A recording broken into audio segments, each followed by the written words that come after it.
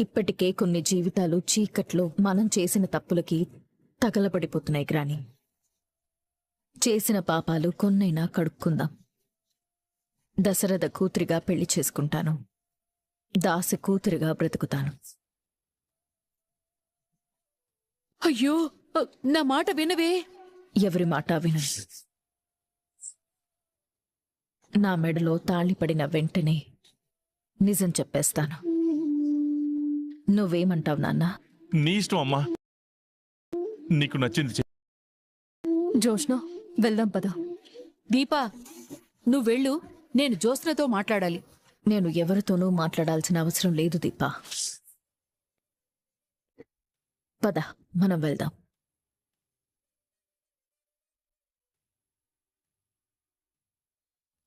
ఏంటి జోష్న, దాస్బాబైతో ఏంటి చెప్తున్నావు? నేను దాసు కూతుర్నని అందరికీ చెప్పేస్తానన్నాను. జోష్న? అవును దీపా. ఇప్పుడా? అవును. తాళి నా మెడలో పడిన వెంటనే నేను ఫస్ట్ చేసే పని అదే. సూరజ్ నన్ను ప్రేమించాడు.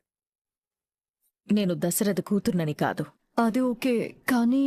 లేదు దీపా, ఇప్పటికే లేట్ అయింది. నేను ఈరోజు అనుభవిస్తున్న సౌకర్యాలన్నీ నీకు చెందాల్సినవి. మా అమ్మ చనిపోయింది, కానీ నేను అమ్మా నాన్నలతో ఉన్నాను. నీకు అమ్ముంది, కానీ నువ్వు అనాథగా బ్రతికావు. చాలా బాధలు పడ్డావు.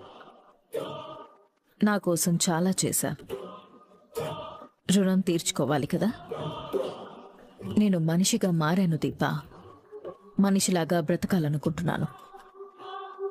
మనిషికి కృతజ్ఞత ఉండాలి. పొందింది తిరిగిచ్చే గుణం ఉండాలి. ఏం జరుగుతుందన్నది నాకు అనవసరం. నా సూరజ్ నన్ను అర్థం చేసుకుంటాడు. అది కాదు జోష్న, ఇప్పుడు చెప్పాల్సిన అవసరం ఏముంది? ఇప్పుడే అవసరం దీపా. అందరూ ఉన్నారు. ఇంతకంటే మంచి సమయం మళ్ళీ రాదు. నాలో ఈ మార్పు నీకు నచ్చడం లేదా దీపా? నచ్చింది.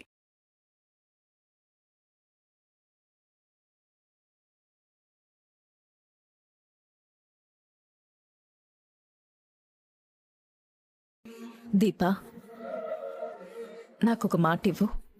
ఏంటి? నిజం చెప్పిన తర్వాత ఏం జరిగినా సరే మనం మాత్రం తోబుట్టులాగే ఉందాం. తోబుట్టులాగే చూస్తావా? చూస్తానని మాట ఇవ్వు.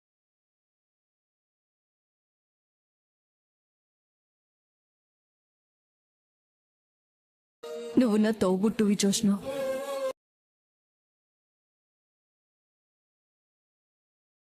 మన స్నేహం ఎప్పటికీ ఇలాగే ఉంటుంది. జ్యోత్స్న, ఏమి ముహూర్తానికి టైం అవుతుంటే ఏంటర్రా మీ కబుర్లు? వెళ్దాం పదండి. పదమ్మా.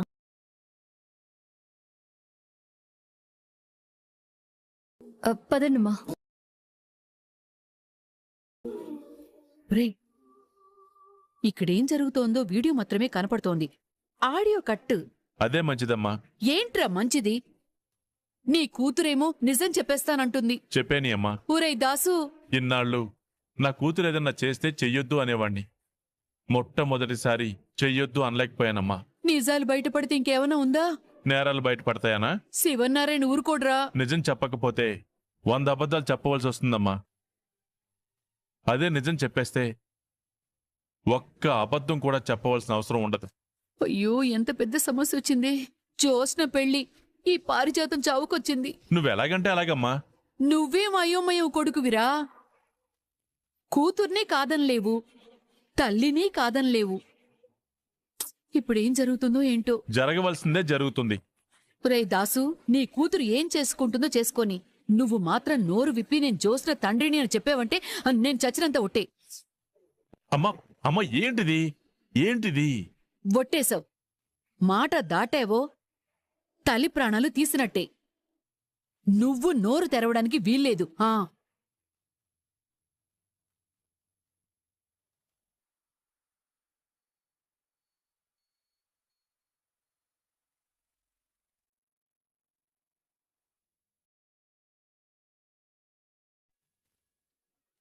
శుక్లాంబరధరం విష్ణుం శశివర్ణం చతుర్భుజం ప్రసన్నవదనం ధ్యాయేత్ సర్వవిఘ్నోపశాంతయే.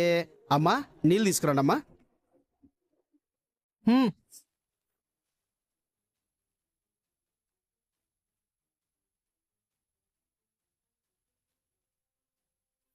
ఏంటి నా చేయి పట్టుకున్నావు? ఆపడానికి నువ్వు నన్ను ఆపలేవు. ఇప్పుడు ఆపాను కదా, కూర్చో.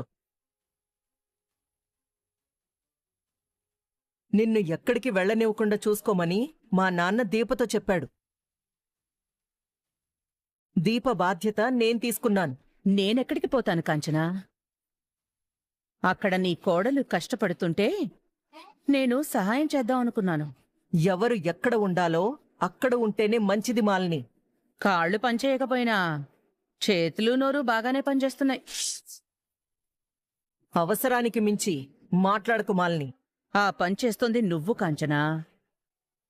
నన్ను మీరు ఏనాడో అర్థం చేసుకున్నారని నీ కొడుకు నీ కోడలు తెగ కష్టపడుతున్నారు.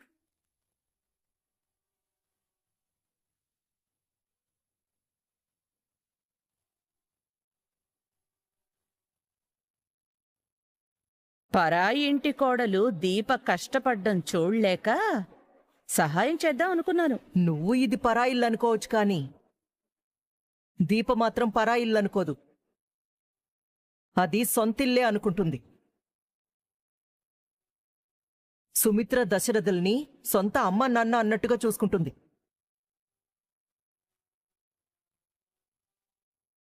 ఇంకా నయం, ఇది నీ కోడలికి పుట్టిల్లు లాంటిది అనలేదు. అలాగే అనుకో. ఏం పిన్ని, నువ్వేమంటావ్? ఇప్పటికే టెన్షన్తో చచ్చిపోతుంటే నేనేమంటాను కాంచనా?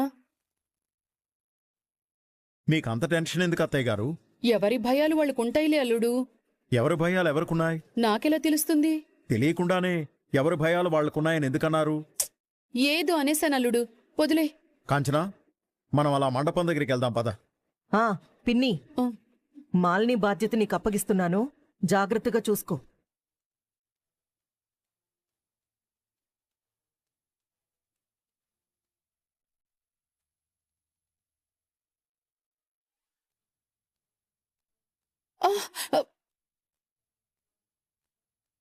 ఏంటి పారిజాతం, ఎందుకంత టెన్షన్లో ఉన్నావు? అలా ఏం లేదులే. నీకివన్నీ ఇష్టం లేదు కదా? అలాగని నీతో చెప్పానా? నీ మొహం చూస్తుంటేనే తెలుస్తోంది. ఈ మాట కాస్త గట్టిగా అంటే మా ఆయనకి వినపడుతుంది. నీకు నచ్చకపోతే చెప్పు, ఈ పెళ్ళి ఆపేద్దాం. దయచేసి అలాంటి ఆలోచనలు మీ మనసులోకి రానివ్వకండమ్మా. మా మంచితనానికి కూడా ఒక హద్దు ఉంటుంది. వచ్చారు, సంతోషం. పెళ్లి చూసి అక్షంతలు వేసి భోంచేసి వెళ్ళండి. నీ కొడుకు మర్యాదలు బాగానే నేర్చుకున్నాడు పారిజాతం. వాడేవైనా నెలల పిల్లోడనుకున్నావా మాటలు రాకపోవడానికి? నెలల పిల్లోడు కాకపోవచ్చు, కాని శివన్నారాయణ గారి ఇంట్లో నీ కొడుక్కి స్థానం లేదు కదా. అందర్నీ పిలిచినట్టే భోజనానికి పిలిచారు. వచ్చాడు, చూశాడు, తినేసి పోతాడు. అంతేగాని ఇది నాది అని చెప్పుకోవడానికి ఇక్కడ సొంతమంటూ ఏమీ లేదు కదా.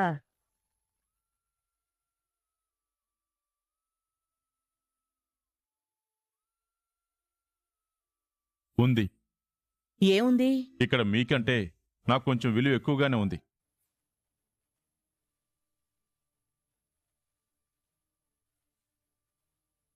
నీ కొడుకు కూడా శివన్నారాయణ మాయలోనే ఉన్నాడు.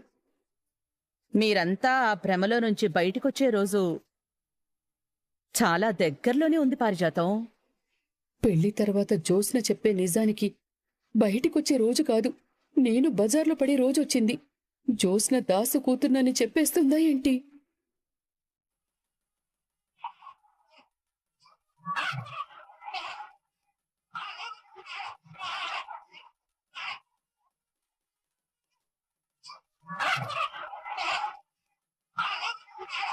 భజంత్రీలు భజంత్రీలు.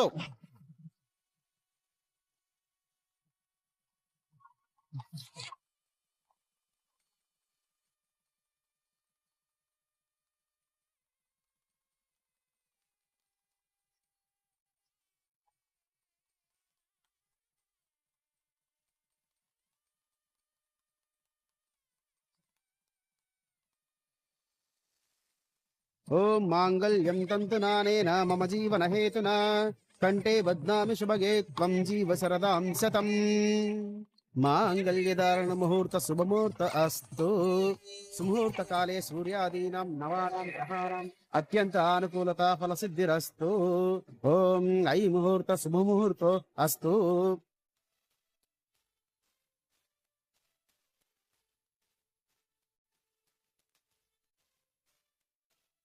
బాబు దండలు మార్చుకోండి.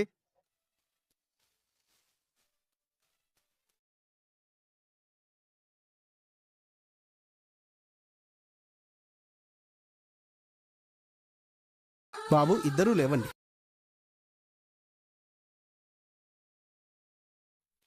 అమ్మా హోమగుండం సిద్ధం చేయండి.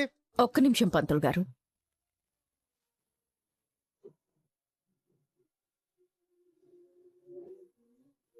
జ్యోత్స్న, ఏమైంది? ఏంటి? నేను నా భర్తతో 7 అడుగులు నడిచే ముందు మీ అందరికీ ఒక నిజం చెప్పాలి.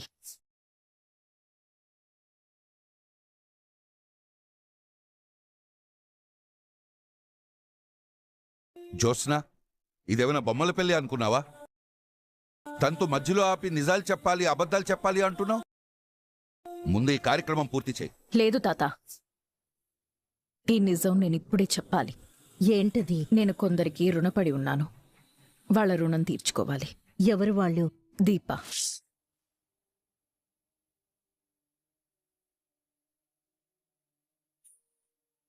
దీపరుణం ఇప్పుడు తీర్చుకోవడం ఏంటి? ప్లీజ్ దయచేసి ఎవరు మాట్లాడొద్దు మావయ్య. నేను చెప్పేది వినండి చాలు. చెప్పు. దీపకి అమ్మా నాన్న లేరు. తను అనాథ అని చాలామంది నిందించారు. అలాంటి వాళ్లలో నేను ఒకదాన్ని. కానీ నిజమేంటంటే దీపకి అమ్మా నాన్న ఉన్నారు.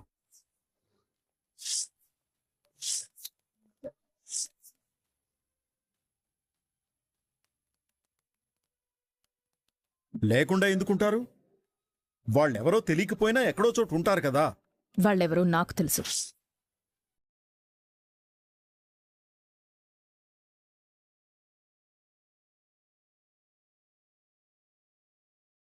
తెలుసా? తెలుసు. మరి ఎక్కడున్నారు వాళ్ళు? ఇక్కడే ఉన్నారు. ఆ, అంటే వాళ్ళు పెళ్లికొచ్చారా? అవును మమ్మీ. దీప అమ్మా నాన్న ఈ పెళ్లిలోనే ఉన్నారు.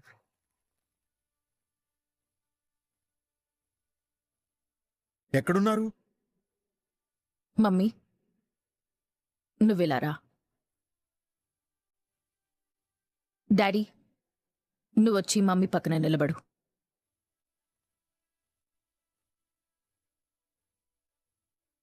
అందరికంటే ముందు దీప అమ్మా నాన్నల్ని మీరు చూడాలి. దీపా నువ్వెలారా. జోష్న, ఇంక నువ్వేం మాట్లాడుకు. నాకు నీ రుణం తీర్చుకునే టైం వచ్చింది. ఇలా రా దీపా.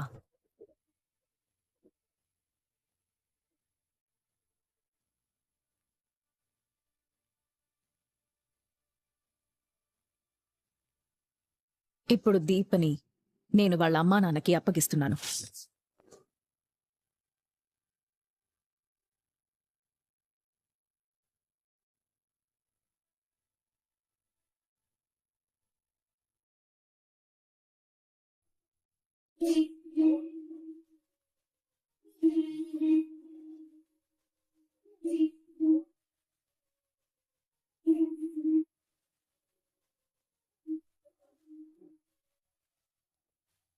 ఏంటి మమ్మీ అలా చూస్తున్నావు? ఇప్పుడు దీప వాళ్ళ అమ్మా నాన్న దీప ముందే ఉన్నారు.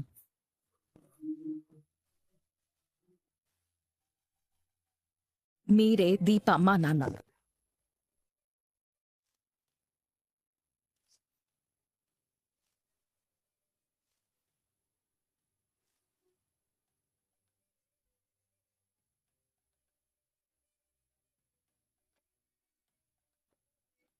దీపే మీ కన్న కూతురు.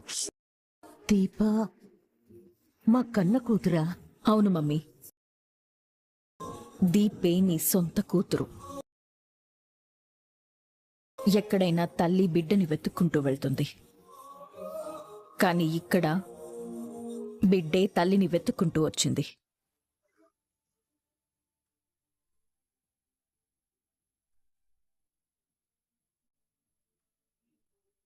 తల్లి ఎవరో తెలుసుకుంది.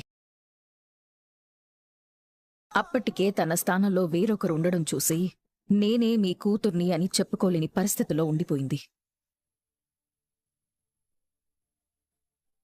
కాని ప్రేమని చంపుకోలేదు. నీకు క్యాన్సర్ వచ్చింది. కన్న కూతురు బోన్ మ్యారో ఇవ్వాలి అన్నారు. సుమిత్ర గారికి blood cancer. Bone marrow transplantation చేయాలంటే రక్త సంబంధీకులే అయ్యుండాలి. కాని ఇచ్చిందెవరనుకున్నావు? దీప.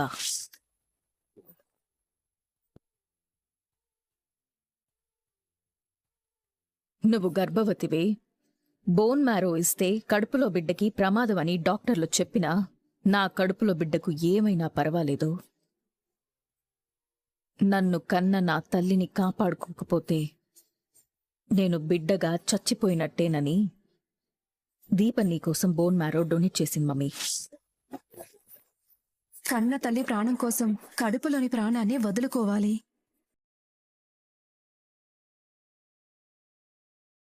కాని అదృష్టం బాగుండి తల్లి బిడ్డ క్షేమంగా ఆ గండం నుంచి బయటపడ్డారు.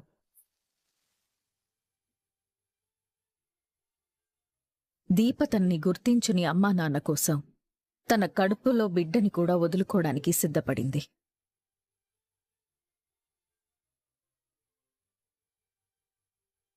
పురాణాల్లోనో పుస్తకాల్లోనో తప్ప ఇలాంటి కూతురు ఏ తల్లికి ఉండదు మమ్మీ. ఇంత త్యాగం చేసి కూడా ఏమీ తెలియనట్టు మౌనంగా ఉండిపోయింది.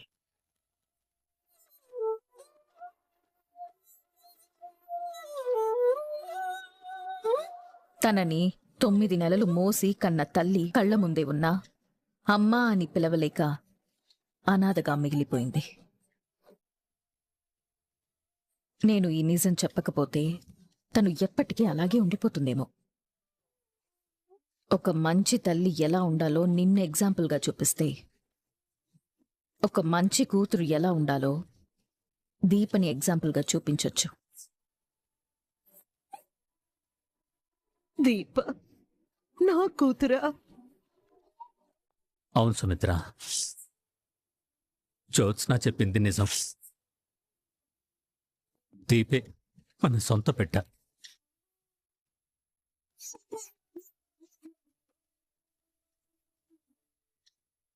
దశరథ? అవునన్నా, దీపే నా సొంత బిడ్డ, నా కన్న కూతురు. ఇన్ని రోజులు ఈ నిజం తెలిసి చెప్పలేకపోయాను.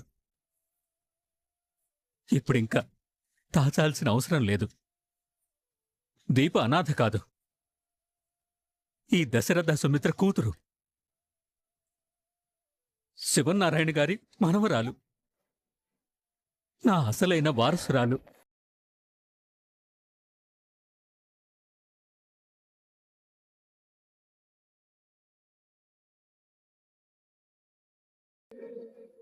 నా కూతురువా?